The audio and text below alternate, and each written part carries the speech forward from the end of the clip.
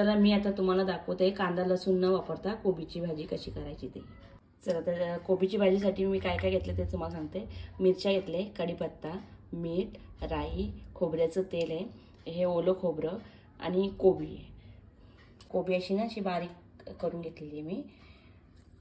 चला आता याच्यात खोबऱ्याचं तेल टाकूया. खोबऱ्याचं तेल नसलं तर तुम्ही साधंही वापरा, पण खोबऱ्याच्या तेलात चांगली चव येते. चला आता तेल चांगलं तापलेलं आहे. फोडणी अशी मस्त कडकडीत अशी आली पाहिजे, अशी कडकडीत द्यायची.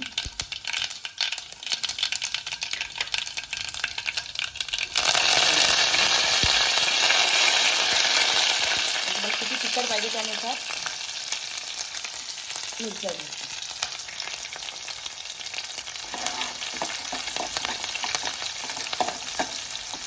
राईचा असा वास आला पाहिजे, असं मस्त कडकडीत फोडणी द्यायची.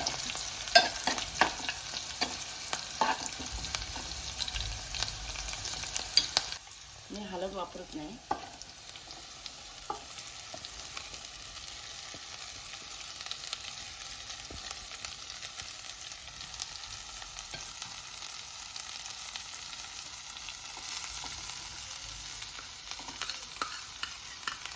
म्हणजे झाकण वगैरे ठेवायचं नाही.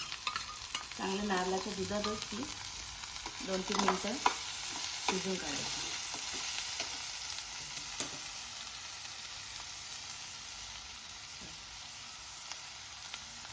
चवीनुसार मीठ टाकायचं.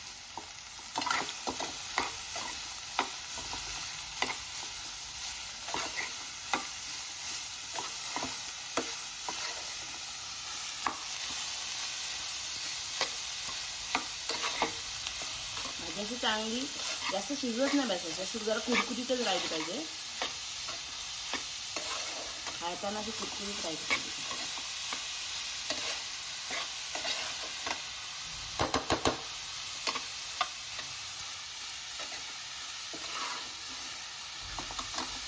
ओलं खोबरं जास्तच टाका. 2 वाटी कोबी असेल तर 1 वाटी नारळाचं पीस टाका. 3-4 मिनिटाचं ढवळत राहा. जराशी कुरकुरीतच राहिली पाहिजे. 2-3 मिनिटं होता.